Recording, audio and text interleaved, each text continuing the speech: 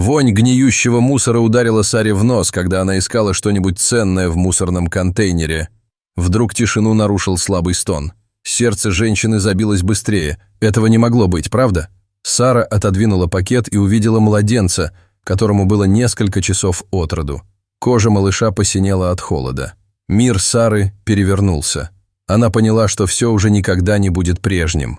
Первые лучи солнца осветили улицы Лос-Анджелеса. Сара проснулась на своем импровизированном ложе из коробок. Она давно сбилась со счета, сколько раз просыпалась так, одна, замерзшая и голодная. Женщина отбросила одеяло и села, чувствуя себя намного старше своих лет. Она посмотрела на свое отражение в луже. Впалые щеки, темные круги под глазами и обветренная кожа. «Еще один день в раю», – пробормотала Сара хриплым, от долгого бездействия голосом и бесчисленных сигарет. Ей нужно было поесть. Женщина собрала свои вещи, потрепанный рюкзак, бутылку воды и табличку с надписью «Все помогает» и отправилась на улицу Скид-Роу. Там она остановилась в местном приюте, где смогла умыться и воспользоваться туалетом. Сара вспомнила свою жизнь, смерть матери, тяжелые наркотики, работу и разлуку с дочерью. Выйдя из приюта, Сара направилась к своему месту попрошайничества возле оживленного перекрестка. Ее внимание привлек грохот мусоровоза. День сбора мусора стал для нее возможностью. Сара ускорила шаг и подошла к ряду мусорных контейнеров. Запах гниющей пищи ударил в нос, но женщина уже привыкла к нему. Когда Сара приблизилась к контейнеру, ее внимание привлек кот. «Извини, приятель, похоже, сегодня мы соревнуемся за завтрак», — сказала она ему. Она взобралась на край мусорного контейнера, морщась от ощущения скользкого вещества под руками. Дрожь усиливалась, ей было трудно сохранять равновесие. Усилия были вознаграждены недоеденным бутербродом и неоткрытой бутылкой воды. Плач ребенка заставил ее остановиться. Сара услышала слабый, мяукающий крик, который доносился из глубины контейнера. Она осторожно отодвинула в сторону большой мешок для мусора и увидела новорожденного младенца. Его кожа приобрела синеватый оттенок от холода, и он был завернут только в тонкое грязное полотенце. Сара прижала ребенка к груди, ее мысли путались. Кто мог это сделать? Как долго ребенок был здесь? И что ей теперь оставалось делать? Сара, парализованная нерешительностью, вышла из переулка с найденным младенцем на груди. Столкнувшись с угрожающими улицами Лос-Анджелеса, она ощутила, что имеет цель, и направилась к больнице, чувствуя, как нити ее зависимости ослабевают. Подходя к отделению неотложной помощи, она вспомнила о своем прошлом как студентке медицинского факультета. Медсестра, услышав, что Сара нашла ребенка в мусорном контейнере, активировала команду врачей. Сара ощутила сильное желание защитить младенца, когда его у нее забрали. Позже она оказалась в небольшой комнате с детективом и социальным работником, которые задавали ей вопросы. Сара рассказала о том, как нашла ребенка, ощущая, что ее выглядят с сомнением. Социальный работник спросил о том, кто мог оставить ребенка. Но Сара только отвечала, что нашла его, и не знала, мальчик это или девочка. Детектив задал Саре Ривз вопрос о ее возможной связи с найденным в мусорном контейнере ребенком. Она возразила, настаивая на том, что никогда не причинит вреда ребенку, несмотря на свои прошлые проблемы с наркотиками и потерю дочери Эмили. Детектив и социальный работник были скептичны и сообщили, что им нужно проверить ее историю, оставив ее в комнате. Позже медсестра Анджела сообщила, что девочка, находившаяся в критическом состоянии, поправляется. Сара почувствовала надежду и открылась Анджеле о своей жизни. Однако соцработник объявила, что необходимо провести подробное расследование, и как только девочка выпишется, она будет передана в приемную семью, так как Сара не может за ней ухаживать. Ситуация вызывала у Сары панику, и, несмотря на сочувствие соцработника, ей посоветовали сосредоточиться на получении помощи для себя.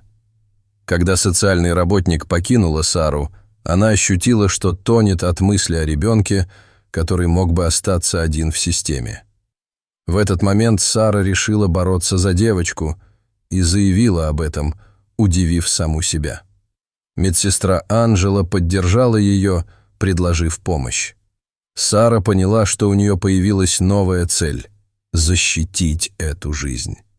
Через 3 дня, стоя возле отделения интенсивной терапии, она встретилась с социальным работником мисс Эрнандес, которая подтвердила, что девочка будет передана в приемную семью, так как Сара не была в состоянии ухаживать за ней. Ошеломленная, Сара высказала желание измениться и бороться за ребенка. Мисс Эрнандес подчеркнула, что это потребует стабильности и трезвости.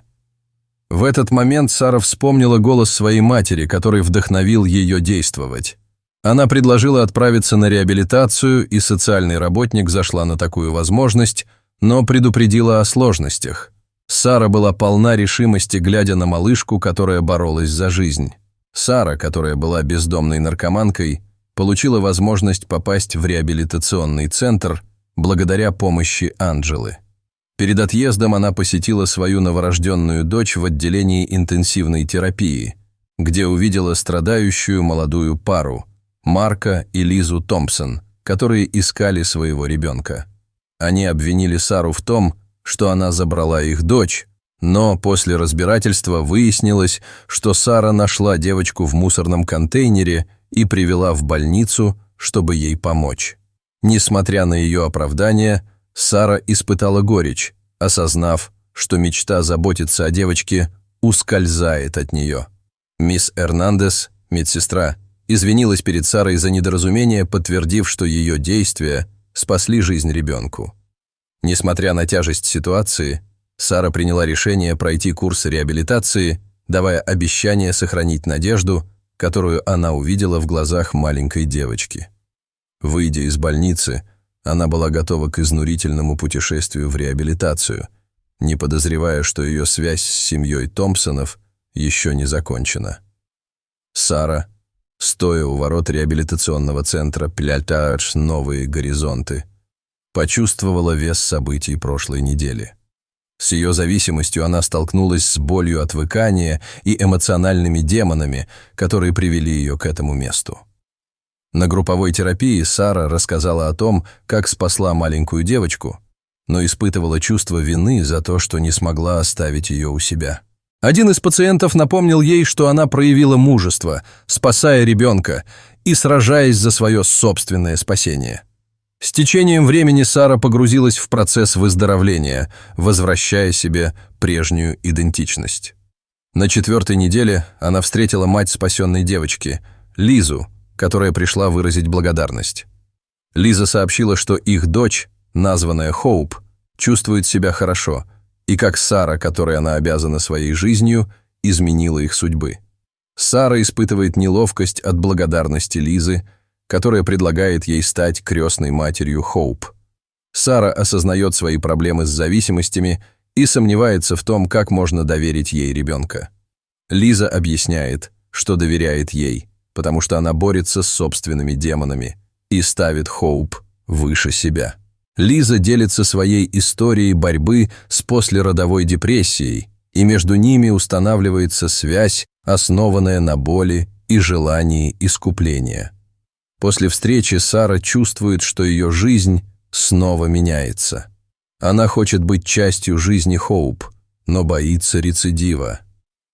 В ту ночь, находясь в часовне, она решает позвонить сестре Мэгги, чтобы рассказать о своих переживаниях и предложении Томпсонов. Мэгги выражает беспокойство и предлагает поддержку, приветствуя решение Сары получать помощь. Сара спрашивает о предложении Томпсонов, и Мэгги говорит, что это может стать хорошей возможностью для исцеления, но подчеркивает важность готовности Сары и приоритет выздоровления. Сара, завершив 90-дневный курс реабилитации, ощущает ясность и надежду на восстановление. Подходя к доктору Чин, она заявляет, что готова работать усерднее, понимая, что на нее рассчитывают другие. Доктор поддерживает ее, напоминая о важности заботы о себе. После выпуска из реабилитационного центра она встречает сестру Мэгги, с которой восстанавливает отношения. Узнавая, что ее 8-летняя дочь Эмили спрашивала о ней, Сара опасается, готова ли она к встрече. Они приезжают к дому Мэгги, где Сара впервые видит Эмили. Девочка, колеблясь, зовет ее «мама», и, бросившись в объятия Сары, обе переживают трогательный момент воссоединения, который помогает Саре начать заживление ее разбитого сердца. Воссоединение Сары с Эмили было эмоциональным, и она честно отвечала на трудные вопросы, связанные с ее прошлым. Работая над восстановлением своей жизни, Сара посещала собрания АА и искала работу, одновременно восстанавливая связь с дочерью. В это время она получила звонок от Лизы Томпсон с предложением встретиться с Хоуп. После обсуждений с Мэгги и своим спонсором Сара согласилась на встречу, которая прошла в парке. При встрече, когда Лиза передала Хоуп Саре, она ощутила сильные эмоции – любовь и благодарность. Томпсоны выразили поддержку и предложили Саре стать частью жизни Хоуп. Однако, перед уходом, Марк сообщил, что биологическая мать Хоуп может быть связана с прошлым Сары. В этот момент ей позвонила Мэгги и сказала, что кто-то спрашивает о ней и ребенке, возможно, это ее мать, которую она считала погибшей. Стараясь разобраться в ситуации, Сара покинула встречу с Томпсонами. Сара, полная страха и надежды, приезжает домой и сталкивается с матерью Джейн, которую считает мертвой. Джейн объясняет, что инсценировала свою смерть, борясь с зависимостью, и живет на улице, пока не была спасена незнакомцем. Она рассказала, что звонила в анонимную службу, когда узнала о Хоуп, и Сара осознает, что, спасая девочку, она связала свое прошлое с настоящим. Вскоре их семья воссоединяется. Эмили знакомится с бабушкой, а Мэгги начинает прощать. Сара встречается с Томпсонами и рассказывает о своей матери, но они продолжают считать ее частью семьи. Спустя несколько недель Сара начинает новую жизнь, работает в клинике, восстанавливает лицензии и стремится стать лучшей матерью для Эмили и крестной для Хоуп. 6 месяцев спустя Сара в суде восстанавливает свои родительские права. Судья хвалит ее усилия, и она обнимает Эмили, отмечая начало новой главы в своей жизни. Сара, укладывая Эмили спать, получает от дочери вопрос о счастье. Она признается, что счастлива, потому что поняла, никогда не поздно начать все сначала и исправить ошибки. Сара осознает, что именно семья поддерживает ее на этом пути.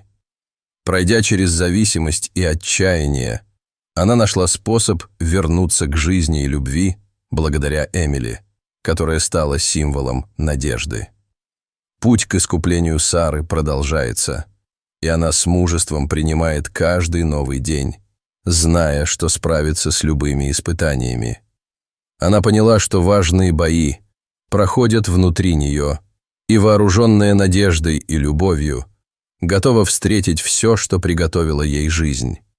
Ее история не только о преодолении зависимости, но и о силе второго шанса, семьи и человеческого духа, что является величайшим даром.